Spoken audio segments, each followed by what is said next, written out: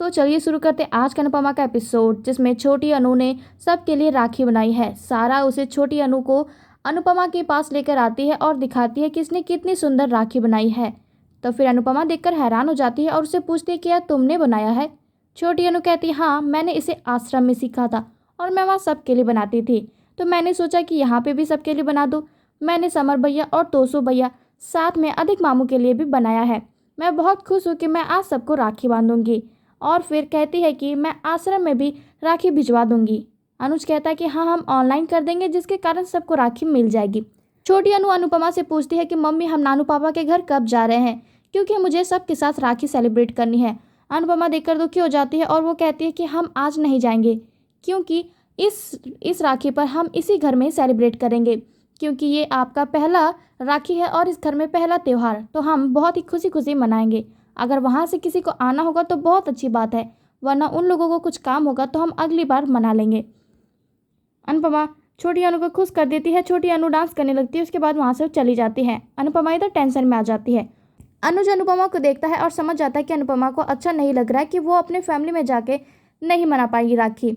Scene आता है सा मेंबर्स का, जिसमें काव्या बापूजी को दूध दे रही थी। उसके बाद फिर वनराज वहाँ आ जाता है और कहता है कि हमें कल की बात छोड़कर आगे बढ़नी चाहिए, क्योंकि बच्चे हैं जो अनाप शनाप अपने पेरेंट्स को बोल देते हैं, उसके बाद फिर वो डिप्रेशन में चले जाते हैं। कहीं पाखी के साथ ऐसा कुछ ना हो, इसलिए हमें कल राखी अच्छे से सेलिब्रेट करनी चाहिए और इस बात को यहीं भूलकर चले जाना चाहिए।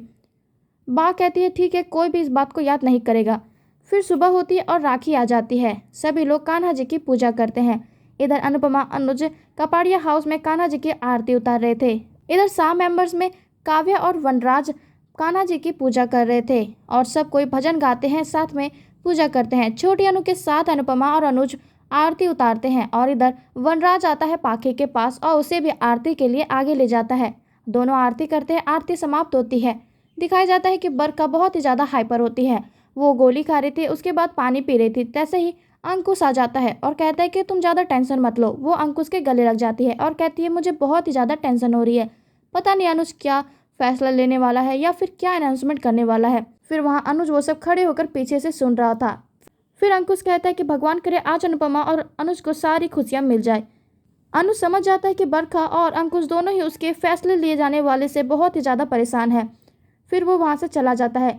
इधर सा मेंबर्स में राखी का त्यौहार मनाया जा रहा था, जिसमें पाखी तोसू को राखी बांध रही थी और बा अपने भाई भाईलू को, और फिर डॉली बहन अपने भाई यानी कि वनराज को राखी बांध रही थी। बांध लेते हैं, जिसमें डॉली रोने लगती है और कहती है कि इन 26 सालों में पहली बार ऐसा हुआ कि हम भाभी के बिना कोई त्यौहार मना रहे हैं। ये देखकर पाखी काफ़ी दुखी हो जाती है। उसके बाद वो बापूजी के पास आती है। कहती है कि बापूजी, मुझे इस घर में अच्छा नहीं लग रहा है, भाभी के बिना ये मायका मुझे मायका नहीं लगता। वनराज डॉली से कहता है कि ज़रूरी नहीं है कि हम जो पिछले सालों से करे आ रहे हैं वो आज भी हम करें, और वैसे भी हमें अनुपमा के बिना आदत डाल लेनी चाहिए। जिसमें पाखी कहती है नहीं पापा, गलती मेरी है, अगर आपने मुझे रोक लिया होता तो मैं मम्मी को कुछ नहीं कहती, और वैसे भी मम्मी यहाँ पे अपने मन से नहीं गई, हमने मम्मी को बेइज्जत करके निकाल दिया। जिसमें डॉली भी कहती है अगर भाभी यहाँ पे अपने मन से नहीं आती तो वो अलग बात होती, लेकिन भाभी को यहाँ से बेइज्जत करके निकाला गया। वो पाखी को गुस्से भरी नज़र से देखने लगती है। पाखी कहती है पापा, अगर आपने मुझे कल रोक लिया होता तो मैं ऐसा कुछ नहीं करती, आपने मुझे क्यों नहीं रोका। बात देखकर हैरान हो जाती है। उसके बाद काव्या पाखी से कहती है कि आ गई अकल ठिकाने, एक दिन में ही 24 घंटे के अंदर तुम्हें माँ की अहमियत समझ में आ गई है ना पाखी। उसके बाद फिर इधर कपाड़िया हाउस में रक्षाबंधन का त्यौहार मनाया जा रहा था। छोटी अनु कहती है कि मैं समर भैया और तोसू भैया के साथ राखी मनाना चाहती हूँ, वो लोग कब आएंगे जब मैं उन्हें राखी बांधूंगी। तो फिर अनुज कहता है कि उन लोगों को कुछ काम है इसलिए नहीं आ पाएंगे, एक काम करो इस साल तुम मुझे राखी बांध दो। तभी छोटी अनु उदास हो जाती है और फिर अचानक देखकर खुश हो जाती है और वो जोर से चिल्लाती है समर भैया। समर आता है एक टेडी बियर राखी सामने लेकर। उसके बाद वो धमाकेदार एंट्री करके आता है। ये देखकर सारा और जेके काका साथ में सारे फैमिली मेम्बर्स बहुत ही ज़्यादा खुश हो जाते हैं। अनुपमा कुछ ज़्यादा ही खुश हो जाती है और फिर वो आता है, अनुपमा के पैर छूता है और अनुपमा के गले लग जाता है। समर छोटी अनु को गोदी में उठाता है और उसे घुमाता है। कहता है कि कैसे नहीं आता, मेरे बिना मेरी मम्मी और मेरी छोटी बहन का राखी कैसे खराब हो सकता है। कहता है कि मेरे बिना राखी मनाया जा रहा था, साथ में ऐसा कोई भी त्यौहार नहीं होगा जब मैं अपनी छोटी बहन और माँ के साथ ना रहूं। मैं अपनी मम्मी की खुशियाँ अधूरे नहीं रहने दे सकता। उसके बाद फिर समर डांस करने लगता है और सभी को डांस में शामिल कर लेता है। फिर से अनुपमा के गले लग जाता है। अनुपमा काफ़ी ज़्यादा खुश हो गई थी क्योंकि उसका बेटा उसके पास आ चुका था, वही बेटा जो उसे हमेशा समझता है। छोटी अनु आती है उसके पास, कहती है कि भैया मुझे लगा कि आप नहीं आएंगे। समर कहता है कैसे नहीं आता, मेरी छोटी बहन मेरा इंतजार कर रही थी। इधर जीके और अनुज बहुत ही ज़्यादा खुश थे कि अनुपमा खुश है।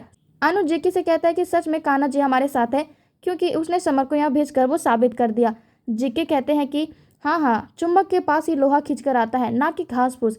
लोग जितना भी अच्छे को बुरा समझे वो अच्छा ही होता है। वैसे भी जिसके दिल में अच्छाई होती है वो अच्छाई के पास आ ही जाती है, चाहे हम कितनी भी कोशिश कर ले। फिर दोनों भी बातें करने लगते हैं और खुश हो जाते हैं। तो फिर सारा समर से कहती है कि क्या धमाकेदार एंट्री थी, वाह अमेजिंग। समर कहता है थैंक यू डूड।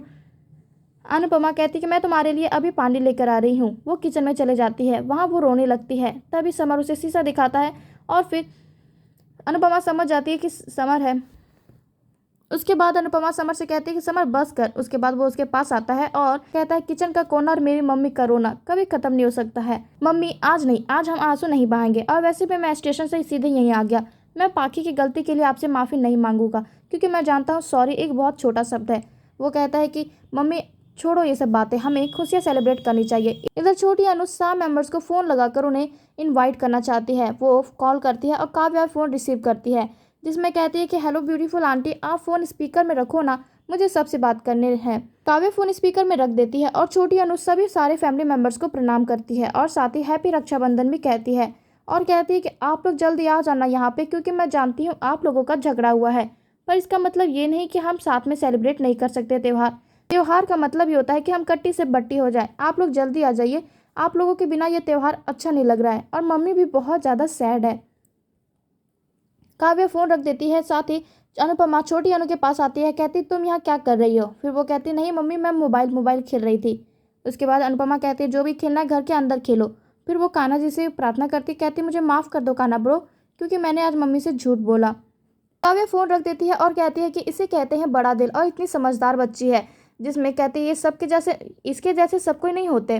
वो पाखी की ओर देखती है, जिसमें वनराज कहता है कि कल से तुम्हारे तेवर ही बदल गए हैं। काव्या कहती है मैं काफ़ी ज़्यादा बदल रही हूँ वी, आज नहीं बहुत पहले से ही, पर तुम हो कि मुझे कभी देखते ही नहीं, मेरे बदलाव को भी नहीं देखते। जिसमें किंजल उठकर वहाँ से जाने लगती है और ये देखकर हैरान हो जाता है। वनराज उससे पूछता है कि क्या वो बेटा किंजल कहाँ जा रही हो। किंजल कहती है कि पापा आज फेस्टिवल के दिन मैं नेगेटिविटी से दूर रहना चाहती हूँ, इसलिए मैं मम्मी के पास जा रही हूँ। काव्या कहती है कि हाँ हम भी चलेंगे। वनराज कह देता है कि वहाँ कोई नहीं जाएगा, जिसमें काव्या कहती है कि अगर तुम्हें हिम्मत है तो तुम हमें रोक कर दिखाओ, देखते हैं कौन रोकता है। जिसमें तोसू कहता है कि नहीं किंजल, तुम वहाँ नहीं जाओगे क्योंकि तुम जानती हो ना वहाँ छोटी अनु है और बच्चे आसपास रहेंगे तो तुम्हें प्रॉब्लम हो सकती है।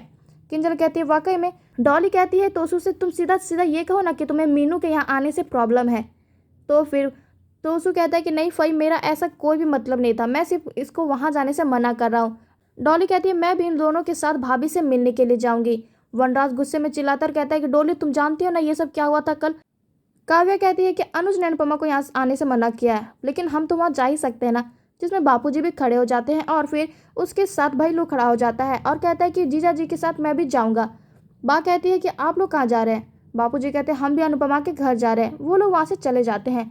ये सब देखकर पाखी दुखी हो जाती है, वो भी अपना कदम आगे बढ़ाती है कपाड़िया हाउस जाने के लिए। तभी वनराज उसे पीछे से रोक देता है और जोर से चिल्लाता है पाखी। तो गाइस एपिसोड के लास्ट में दिखा जाता है कि अगले सोमवार यानी कि 8 अगस्त से अनुपमा में टर्निंग पॉइंट आने वाला है, जिसमें अनुपमा की जिंदगी काफ़ी ज़्यादा मुश्किल दौर से गुजरेगी। अनुज कोमा में चला जाएगा और अनुपमा को सारे ताने सुनने पड़ेंगे।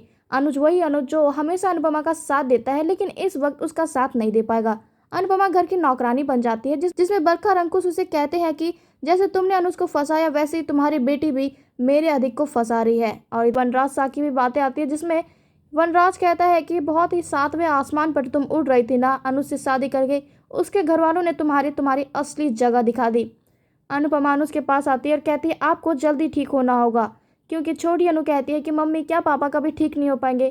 तो अनुपमा कहती है कि अनुज अब आपको एक नहीं 2 अनु के लिए ठीक होना ही होगा। वो अनुज के पास आती है, उसे कुर्सी में बैठाती है और कहती है कि मैं आपको आपके पैरों में खड़ा करके रहूँगी, दुनिया चाहे कुछ भी बोले लेकिन मैं आपके साथ हमेशा रहूँगी।